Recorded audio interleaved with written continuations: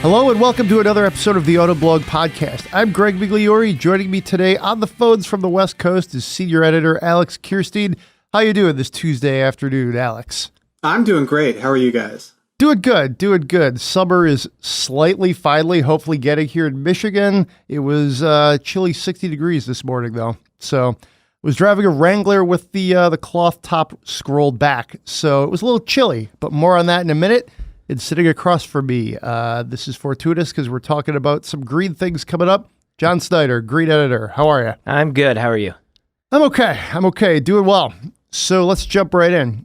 In the drive section, we're going to talk about the BMW 8 Series. We both spent some time with that last week. John and I did, driving around Michigan. Jeep Wrangler that I just mentioned. And Alex was in the Toyota Corolla hatch with, I think, a manual transmission. So is it the stick shift? Is that right, Alex? Yep, that's right. Cool. The best kind. So we'll talk about that. Then we'll hit out a few news items. Rumors are there's the electric Hummer perhaps coming back from General Motors. I think that's a great idea. We'll see. And then we're going to rehash some of the Tesla news from last week, ranging from the Tesla pickup to, did you hear this? A submarine? Yeah. I think you should do that too. Let's totally, start your own Navy, Tesla. Sure. Lastly, we're going to spend some money, some hypothetical money, and then we'll get you out of here. So let's jump right in. BMW 8 Series. We both took this home last week. I thought it was a pretty fun car. It's the first time I've been in the 8 Series, I think in general. I think I just have missed it. So I think it looks good. I think the interior was pretty nice. It's engaging. It definitely has that strong, I'd say, coupe design that they're going for with this type of vehicle. It didn't totally I would say really draw me in and make me feel like I was, one with the road or any of that stuff. But It was a very nice car. Yeah, it was one of those things. It grew on me the more time I spent with it. I drove it home. It's quick. It's very smooth. I feel like it could be a little bit sharper in handling and whatnot, but it was responsive. That engine's really nice. The sound it makes is really nice. My son kept having me rev it up in the driveway, and I like the interior on that one. I like the digital display. I like the design. It's not overwrought. It's interesting. I definitely enjoyed driving it. It was very smooth and comfortable. A really good GT car.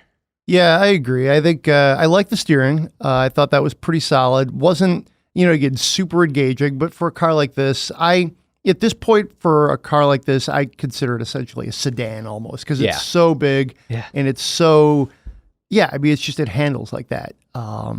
So I like the steering. Suspension was set up pretty well for this type of luxury grand touring class.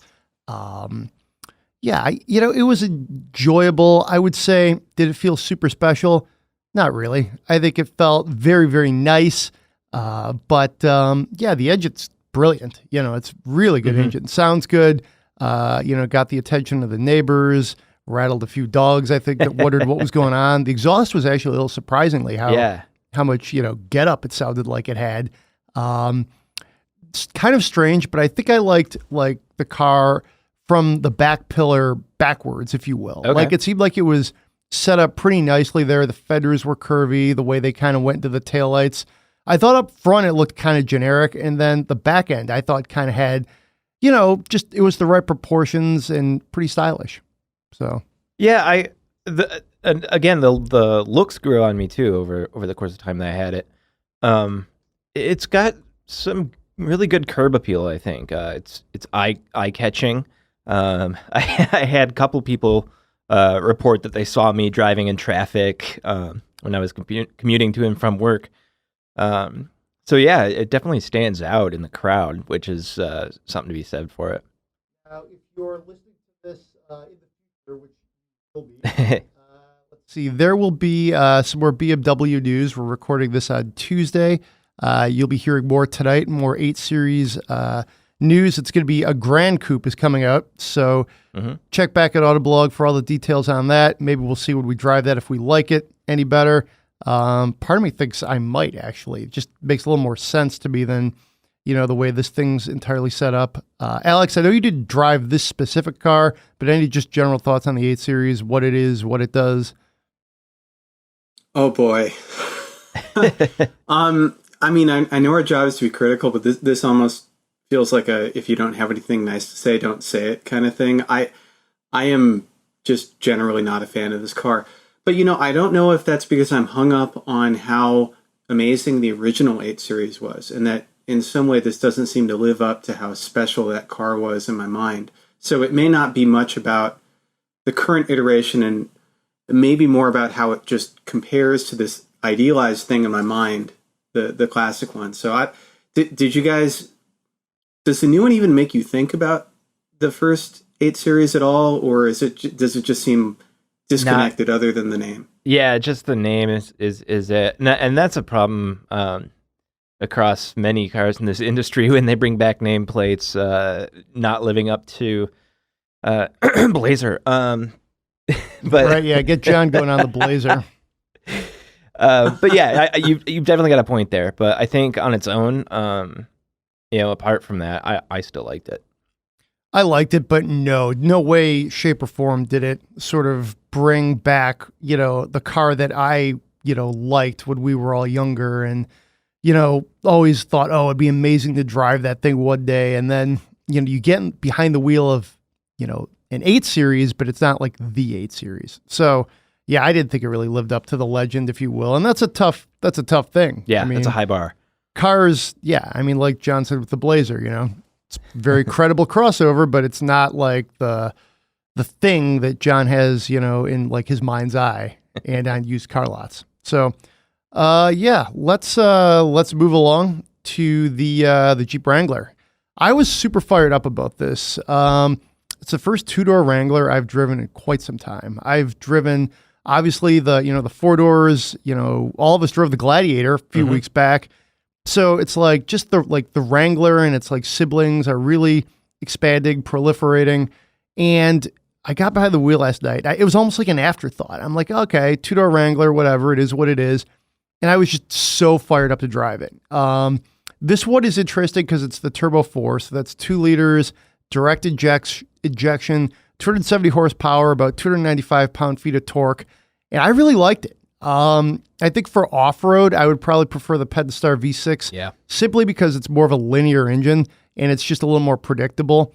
But for around town driving, and I've put down about 700 or 800 words just of kind of random stream of consciousness into like an opinion review column. I don't know what bucket we're going to put this in, but I kind of like the turbo for like, suburban cruising. I mean, it was torquey.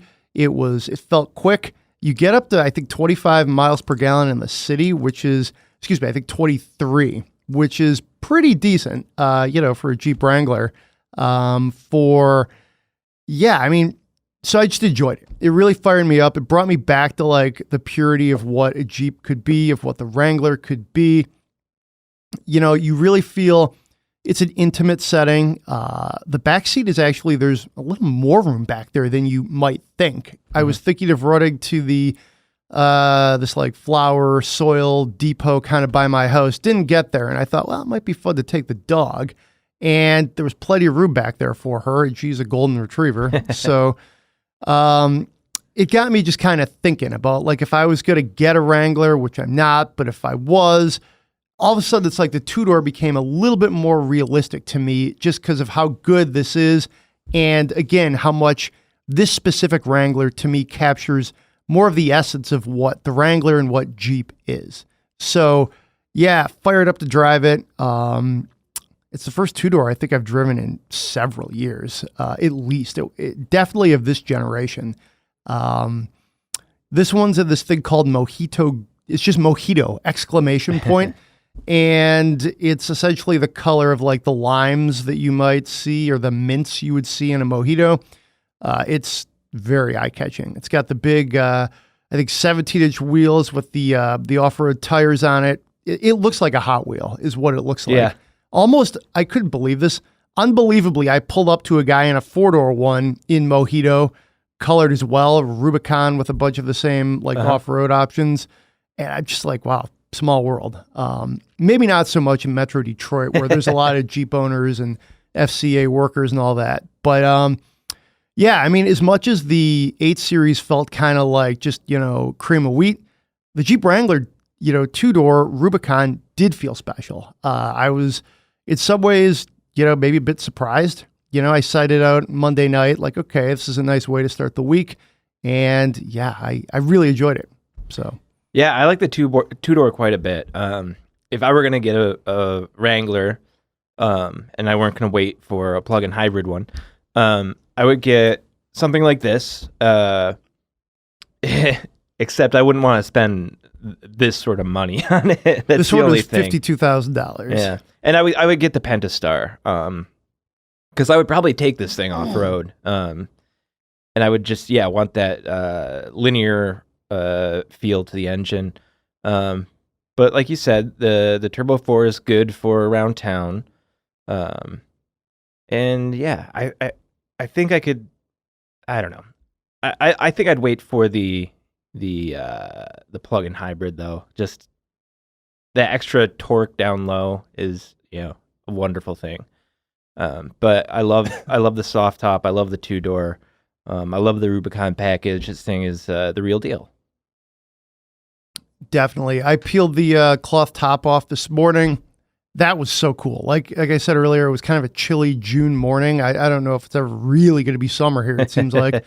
And it's just such a great driver like that. I see why people buy these things as like lifestyle vehicles to take to the mall, because just simply driving the short drive to work felt special, felt fun, put a different kind of tint on Tuesday morning. And I think in that sense, it does make, your drive, your commute, it gives it that, cheesy as this is, air of adventure. So, yeah, it's cool. I mean, this one, $52,000. Yeah. I don't know, man. I mean, so $3,000 right away is for the powertrain, because it's $1,000 for the engine, which I don't quite get how they get that as an option.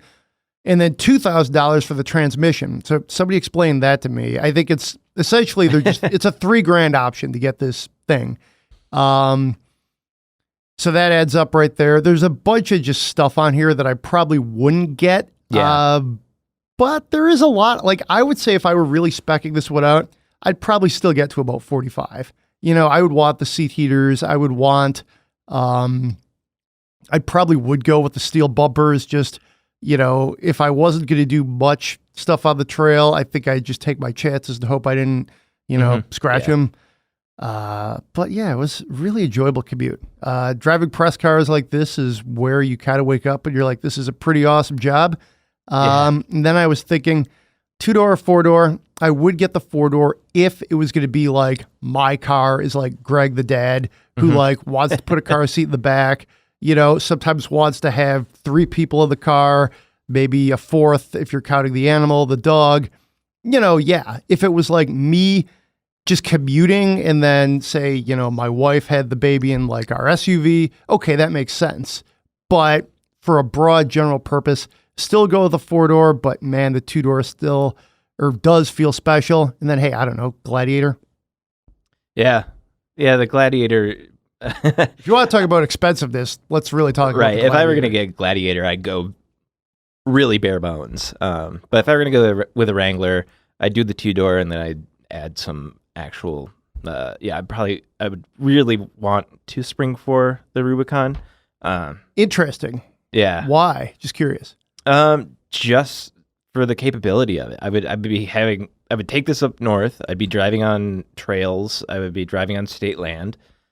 And I would want, this smallest wheelbase, but highest, smallest body, but highest clearance. And I wouldn't want to get stuck in the sand either. That's a good point. The interesting thing too about you talk about wheelbase. You really notice the difference between a 2 and a 4-door. Like a 2-door, you could like turn on a dime. I mean, with those big off-road tires, it literally feels like you're floating at times. If you do a quick turn, the steering's really numb, I think. I think they could maybe look at the steering, let's put it that way. But yeah, I mean, you really feel the difference. That's one thing that's always kind of prevented me from maybe thinking I really would want a Wrangler is even the best one on the highway doesn't get that good a fuel economy. Right. So it's like, here in Michigan to get up north, quote unquote, you got to go a few hours. Yeah. And you're burning a good amount of fuel to get there to use all your capability. So would that stop me? No. Would it give me pause? Probably. Yeah. Fair enough. So, Alex, we've got something you were testing, but you always have thoughts on Jeeps and stuff. I don't know. What do you think, Jeep? I mean, I like it. And look, excuse me, while we were all, up north driving the Gladiator around, I kept thinking, yeah, this is expensive. We have to talk about the expense. It has to be a consideration. But there's just so many, the point I made up there is there's just so many things that the Wrangler and by extension the Gladiator do that nothing else does. I mean, you just can't put together something with a solid front axle, removable top and doors, fold down windshield, real like legit off-road capability for any price. So on some level, I mean, Jeep could be asking for more, and they probably still sell a bunch. Yeah, that's kind of my thought about it. I really like Jeeps. I just think that it's hard to find for a truck or SUV something more fun and enjoyable to actually be in and be seen in and go do stuff in than a Jeep. And yeah, I mean, yeah. Look, I've got a Tacoma. I like Toyota trucks, but they don't have that much charisma. So that's kind of my short Jeep spiel. I think they can charge so much because, what are your other options? A 4Runner, which, is a little bit of a different thing, which also I really like the 4Runner. The G-Class, but that's double, triple the price, and you don't really get much more capability. Somebody's going to correct me on this and tell me that the G-Class has some amazing locking thing that I don't know about, but for the money, heck no. I mean, these things are basically, military grade, whatever you need to do, all conquering vehicles. And that's a great thing. So on the opposite end of a Jeep Wrangler, how about a Toyota Corolla hatchback? What did you do with that, Alex? I did what everybody else is going to do with a Corolla hatchback. Just drove it around. But, I put the kid in it, put the wife in it. We drove around. We took a few day trips in it.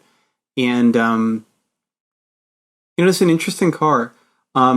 It's got one fatal flaw, and I'll get to that in a second. But basically, there's one aspect of this Corolla hatchback that I think kind of disqualifies it for anyone that maybe is looking at it. I think there's better options.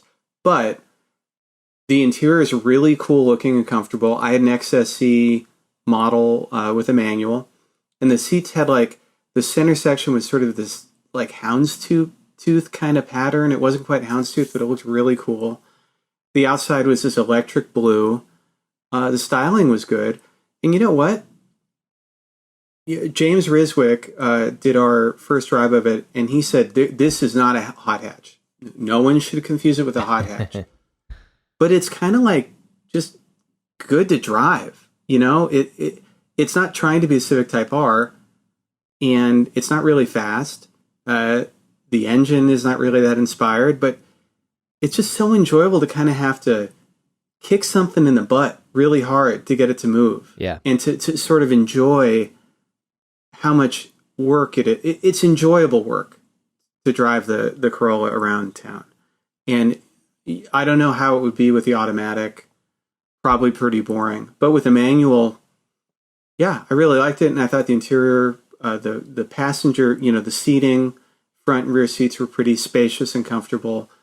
And yeah, it looked good. It got a lot of looks. I mean, it's a sharp looking car. Cool. But now to that Achilles heel. Yeah, I was just going to ask. Is it the front fascia? But wait, there's more. Yeah, I mean, styling is subjective. I kind of like the front fascia. You guys have any other guesses about what the Achilles heel might be? Infotainment? Oh God, it's horrible, but it's not that. And it's got That's the other Achilles heel. It's got CarPlay integration, so I mean, who cares? Yeah, about fair enough. Entune? If you have CarPlay, I'm just going to use that. Right. Last call for guesses. I don't know, man. Oh, okay. Cargo area is garbage. Oh, and I feel like interesting. I mean, it's like I'm going to exaggerate a bit. It's like a shoebox. Sure. Okay. And you just, it's like high up to clear a full size spare. So the load floor is really high, but then like the sides of it drop down to form these awkward wells. So if you have anything in there, like if you just put a milk carton back there, it would, in the first corner, it would slide into this like 6-inch deep well. It's just, it's so strange and pointless. It's an awful utilization of space. When its competitors like the Civic hatchback have a massive trunk area, and the Civic hatchback is just as fun to drive, I think. So, you know, I like this, but man, the competition. What's the point of a hatchback you can't put anything in the back of? It just doesn't make any sense to me. Right. It is really small. And I feel like the sedan almost makes better use of space. The sedan is longer. The hatchback is actually, I think the wheelbase is even shorter, which makes it sort of more fun to drive around. But yeah, it definitely makes it less usable day to day in if you're hauling stuff around. That's a tough segment too when you're looking at like the Civic hatch, which is a attractive car. It's functional. The interior is pretty good. I mean, to me that's a slam dunk. I mean, go with the Civic hatch. Yeah, and it's a little bit tangential, but when I was on the Corolla sedan launch, I got to go for a ride in a 1,000 horsepower drifting Corolla hatchback with Ryan Turk. That's kind of awesome. Yeah, it was really sweet. Did you do this before or after like you ate? I think I didn't eat breakfast yet. Good move. Whenever it's like, hey, do you want to ride with the hot shoe? It's like, well, if I just ate, then no. If not, then sure. But it was like first thing in the morning, and it definitely woke me up. I had grit in my eyes and smoke in my sinuses, and it was fun. It was a good way to start the day. Wow, that's some car guy wake up right there. Yeah. I had sinuses, smoke, and grit in my eyes. I just felt horrible. That's awesome. Cool. Okay. Well, I think we'll. On that note, I think that's a great place to leave the Corolla, do a hard fade. Any other thoughts, though, Alex, on this car? Anything you did? Anything else you've left out? Any more Achilles heels? We've already named 2 or 3. You know what? I will say, to be fair, I've got a toddler, so I'm always thinking about, I mean, my world has changed. I'm thinking about car seats and strollers and where am I going to put this diaper bag?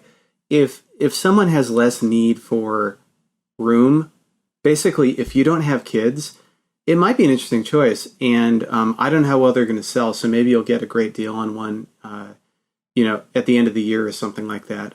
Could be a compelling choice for somebody that needs a fun commuter. But yeah, interesting car. It'll be interesting to see how long it hangs around. Mm-hmm. Not to be too morbid about it, but I mean, honestly, I just wonder.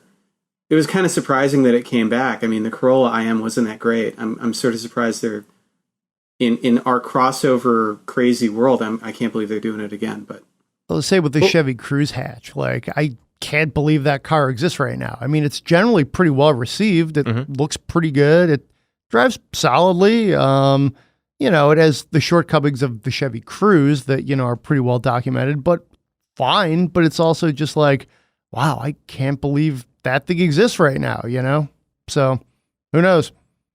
Isn't the Cruze dead? Well, the Cruze continues to live, doesn't it? Or no, wait. So Lordstown's closed, right. But they make the Cruze hatch in Mexico, which that plant's still open. We'll have to look into it. We'll have to look into that. Do some quick Googling. They're continuing in other markets. Okay, cool. I think they killed it off here. Yeah, it is a little confusing. They are still building it, but I think they're going to sell it in Mexico and a few other places.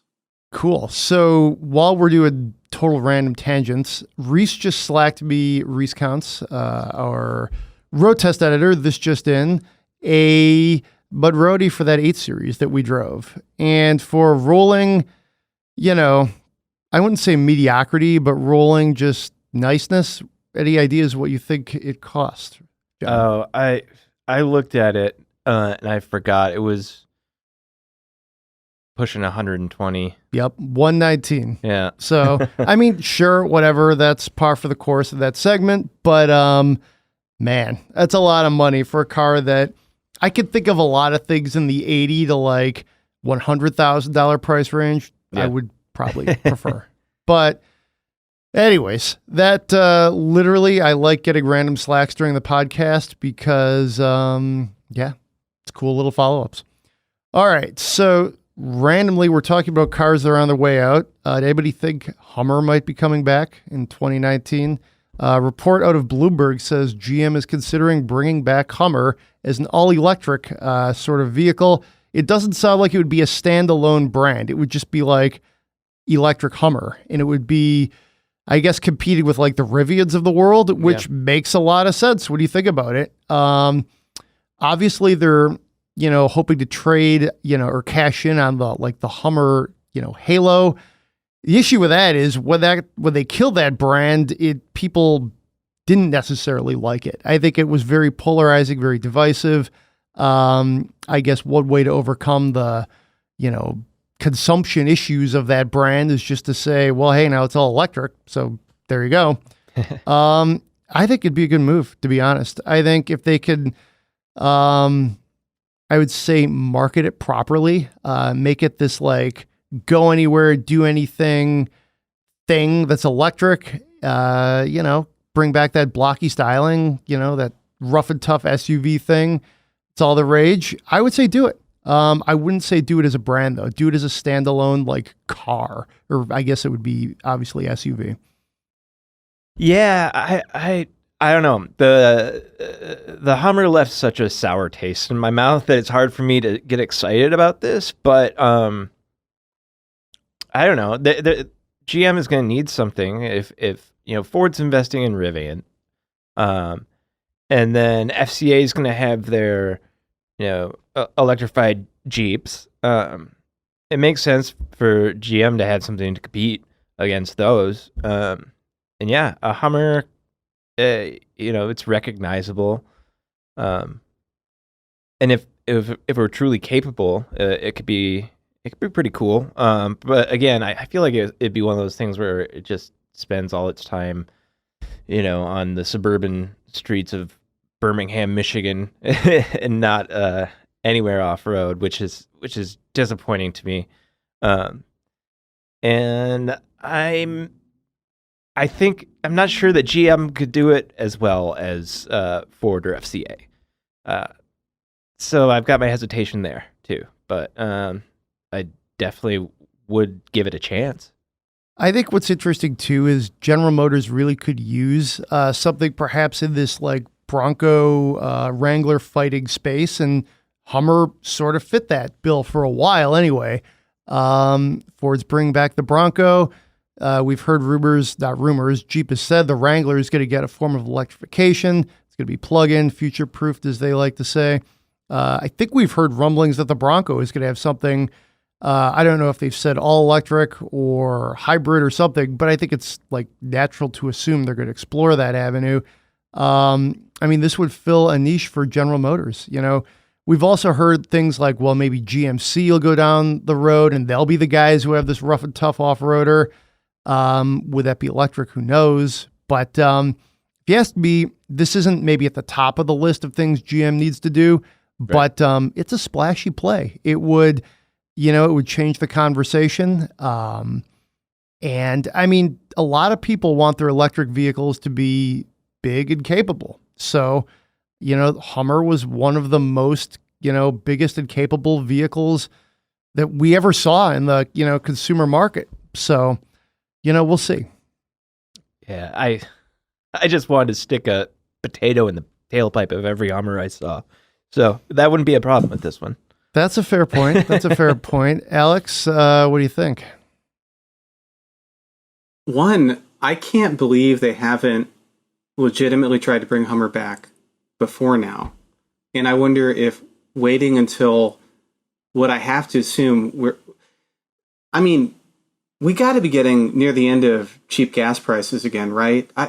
This is going to, even though this is electric, I have this feeling that if gas prices spike, giant SUVs with a heritage Hummer name, even if they're electric, are going to kind of become uncool all over again. And the other thing is, I just look at the way GM executes on stuff, especially lately. You look at the Camaro styling and their quick do-over because it was received so poorly. You look at how their full-size trucks are faring. Even if this is kind of a good idea, completely greenwash a tarnished old name and bring it back and make it something interesting and fun. I'm not super confident they're going to stick the landing here.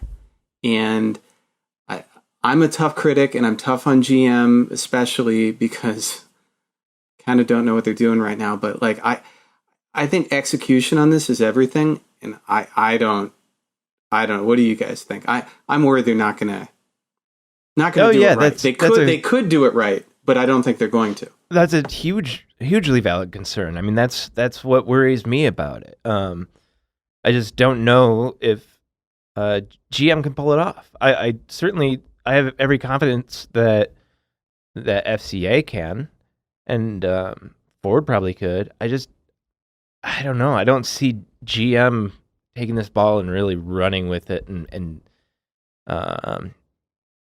executing it well.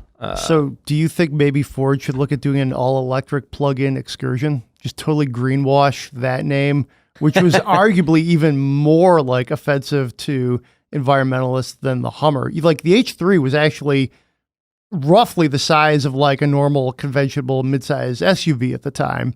The Excursion was this troop transporter that, was so, egregious. I don't know. I say that in jest. I don't think Ford should do an electric Excursion. But if we're going to flash back to the mid 2000s, why the hell not? Yeah. Some of that Hummer hype. It was, I don't think necessarily rational. It was sort of an inflated, media-driven narrative about an easy target because of the way it was marketed, and it was just a moment, and it was the antagonist of that moment, and I don't know that that's really that really boils down to what a Hummer was or wasn't physically. It was almost more the whole conversation around it. So I don't know. I'm worried. I'm just worried about this in general. Is it a good idea? I guess I own an EV. I'd like to see, if you're going to buy a big, dumb lifestyle vehicle and never use it to go off road, I wish it was electric. I wish my Tacoma was electric. Honestly, I really just use it to go to the grocery store, and I do maybe one light off road or camping trip a year. I really could. My truck could be electric and it would be fine. Mm-hmm. So why not? Jeeps and Explorers and everything. Why not everything? When you think about it, to get really meta, macro, whatever you want to say, we need certain types of silhouettes for certain vehicles, like the Pacifica hybrid minivan. It's got 30 miles of electric range. You could drive a minivan on electricity for 30 miles. That's a great thing, I think. I think the broader discussion is, how do we find ways to make larger vehicles consistently, electrified to, offer us perhaps a more sustainable future. I think that's, a great way to look at this. I think in this case, it looks like GM's just trying to make a big splash and say, hey, we could probably use another large SUV because everybody wants them. Hey, electrification, put that together and it might be a pretty good sandwich. I don't know. To me, this is more kind of just a one-off play versus part of a broader strategy, which I would like to see the conversation turn to that. How much can we electrify everything? How deep can we go down that road? That being said, fuel prices are 20 cents cheaper than they were this time a year ago. Unbelievably, that's true. I can't believe that. It's like, it seems like this time has got to be coming to an end as far as cheap fuel. The data is saying otherwise, but it would seem like that's going to be a thing. So speaking of electrification in all sizes, how about Tesla? Pickup truck is coming this summer or so, our friend Elon says. You got to check out this story from last week, written by our consumer editor, Jeremy Korzeniowski. This was basically, I believe, from the latest Tesla shareholder meeting, and down in Palo Alto, California.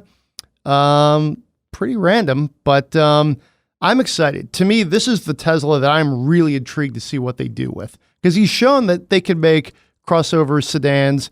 Obviously, producing them consistently is a problem, but they can build some of them. Like, he's proven they can do that. There's no question there. To me, the next big hurdle is, a larger truck. Yeah, I mean, it's something the market needs for sure. And Tesla, I think, is in a good spot to do it.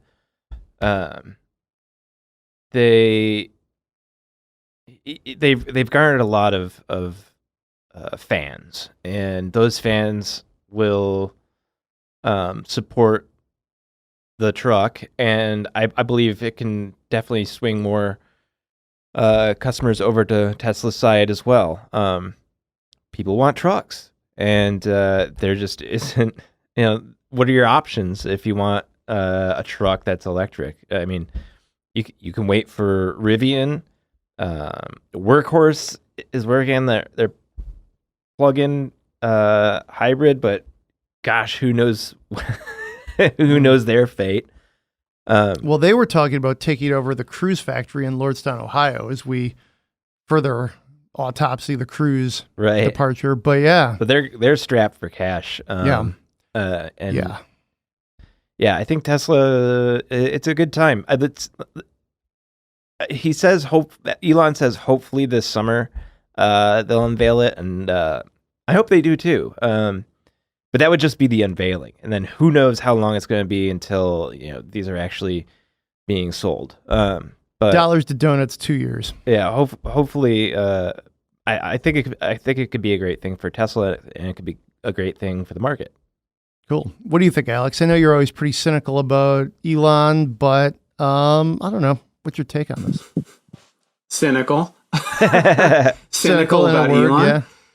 And you know what? I mean, I feel like lately, what I've been saying, in conversations with you guys and whatever, I feel like I'm becoming that classical Tesla short kind of voice where I'm sick to death of Elon's shenanigans. I'm sick of the company having a bit of ADD about what they should be doing instead of just building some damn cars and making money. I don't know. I mean, I think the truck is kind of important, but isn't the more important thing to figure out, you've just invested a ton of money in the Model 3? Isn't the more important thing to figure out how to produce them more cheaply so you can sell them for a profit, so you can fund what... It's the unsustainable thing to me about Tesla is that you always have to have this shiny new object that Elon starts gushing about unrealistically on Twitter to drive enough interest to keep sales up, instead of, say, produce a compelling product that sells well on its own and make money from that product. And God, I sound like a bummer saying that, but that's just the way I feel. I mean, great. Can he produce a truck profitably and deliver it to customers when he's having so much trouble with the Model 3 right now? I don't think so. Do either of you guys have confidence that, let's say he shows a truck in the summer, it goes on sale beginning of next year, do you guys see him sorting out all of the problems necessary to make that work by then? I don't.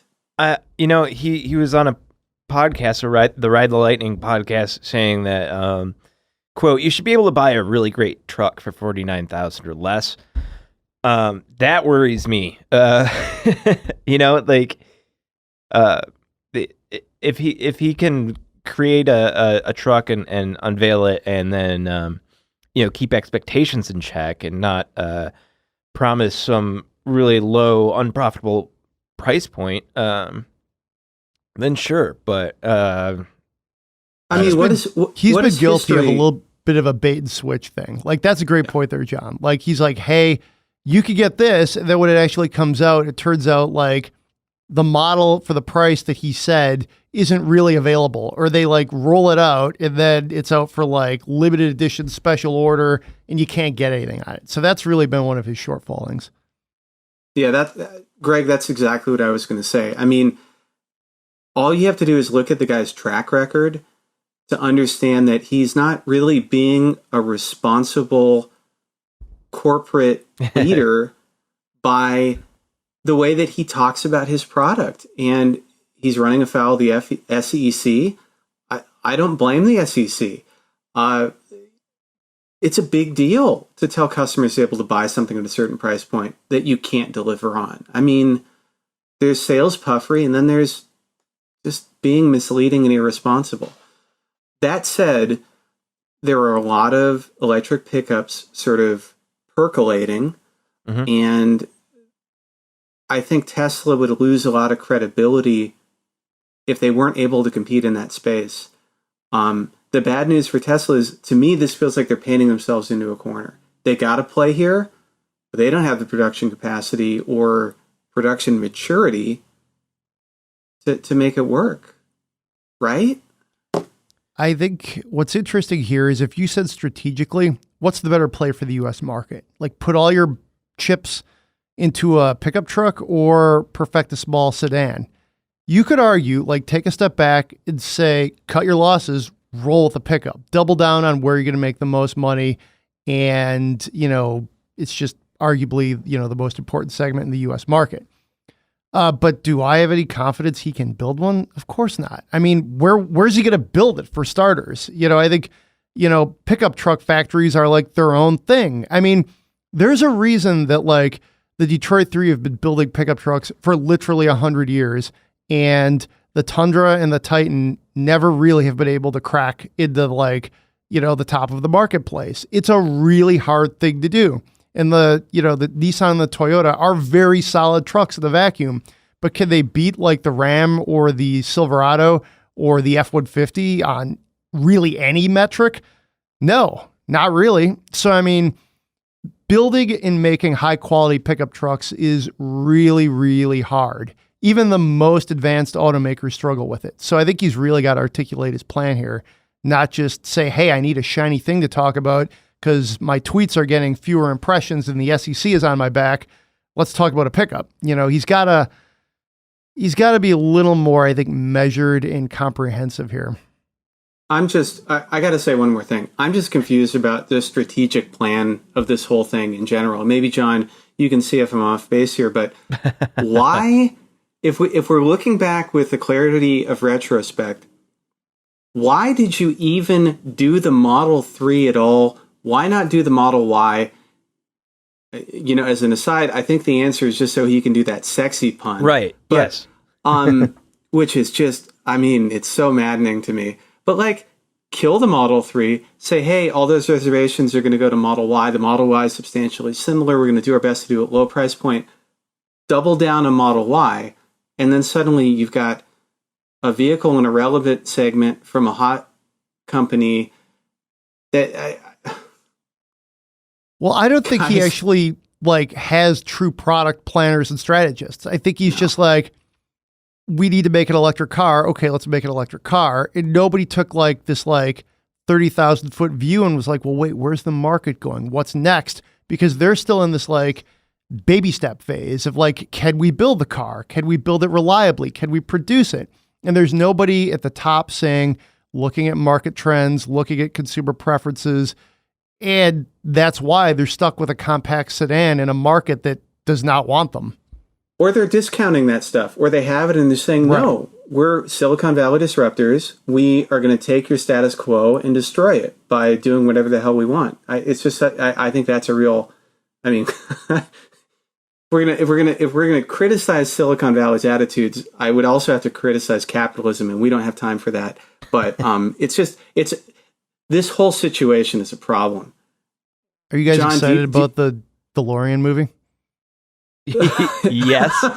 Because I feel like we're discussing it in real time, but the Alec Baldwin's going to actually play our friend John Z coming up. I think it's this fall. I can't wait to see that movie. And as I was like reading this preview the other day, I was like, this is Elon Musk, man. This is Tesla. I mean, that's what this was. We're watching the sequel in real life. Yeah. Yeah.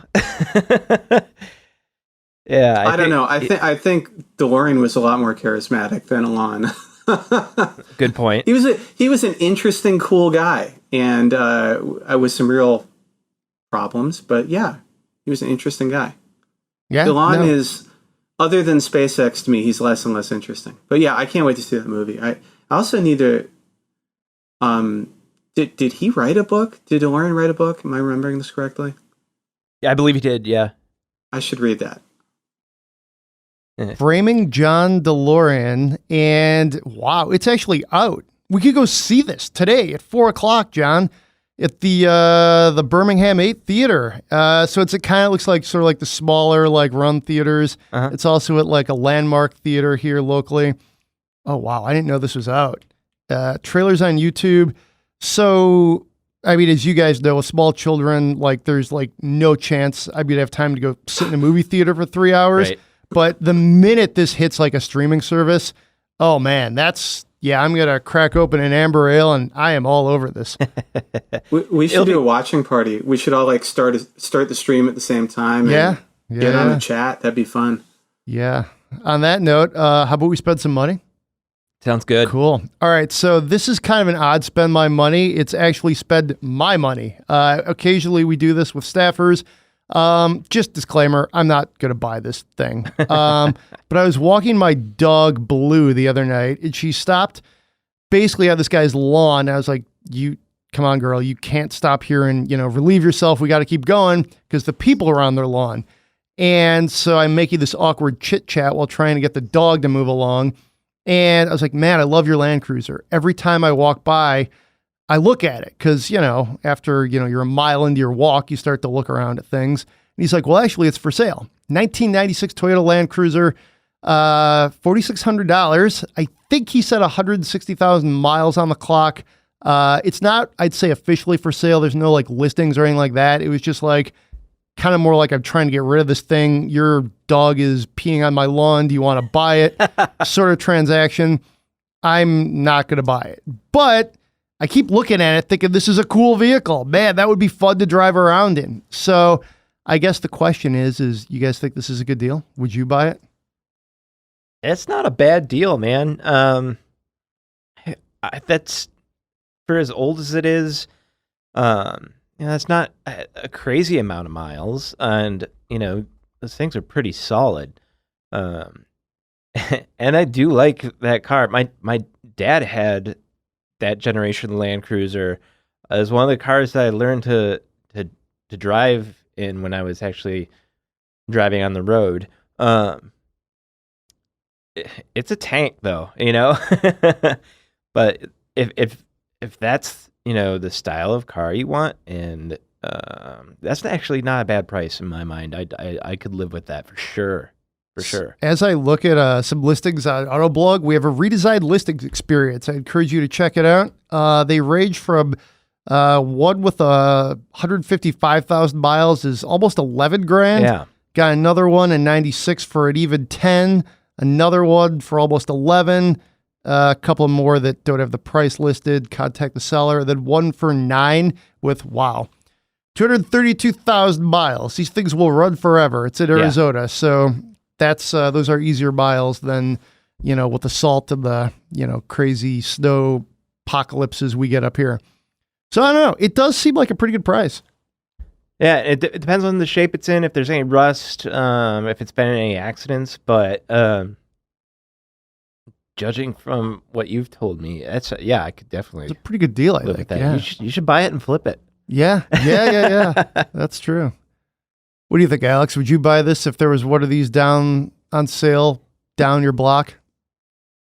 If it's not rusty for that price, I know you said you're not going to buy it, but really, if it's not rusty, that's less than half of what a good conditioned 80 or 100 series Land Cruiser would go for. I mean, that's a astounding price. Now, they're fuel hogs, and they're enormous, but it's one of those things where a lot of people want them, and they're not making any more of them. A lot of people own them forever and just kind of drove them into the ground because they're so unbelievably overbuilt and reliable. I was looking for one of these before I bought my Tacoma. I had like a $9,000 budget for my Tacoma. I was like, they're expensive out here. There's totally a Toyota tax. I couldn't find anything worth buying for $9,000 out here. And, we don't have rust. We don't have salt. I was looking for something that had light needs that I could take care of. And, the closest I came was like a really, really, really tired one for $7,000. But I mean, it needed everything. So, that's a good deal. Even if you didn't want to own it forever, you could buy it, drive it for a little while, then flip it. You probably at least make your money back. It's a great deal. Yeah, it does seem like a really good deal. I'll just have to walk by this guy's house again tonight and kind of look at it again and be like, man, I kind of want this Land Cruiser. It's, I tell you what I'd use it for. I wouldn't really do it for anything important. It would just be like, hey, going golfing or something, just like it would literally be like the third car. Mulching, of course, absolutely, which, man, I haven't mulched yet. I can't believe I haven't done that yet. So anyways. All right, we'll have to leave it there. If I change my mind, we'll have a different kind of podcast. That'd be kind of cool. All right, guys, good show this week. Thanks for listening, everybody. Be sure to send us your Spend My Monies at podcast@autoblog.com. Be safe out there. We'll see you next week.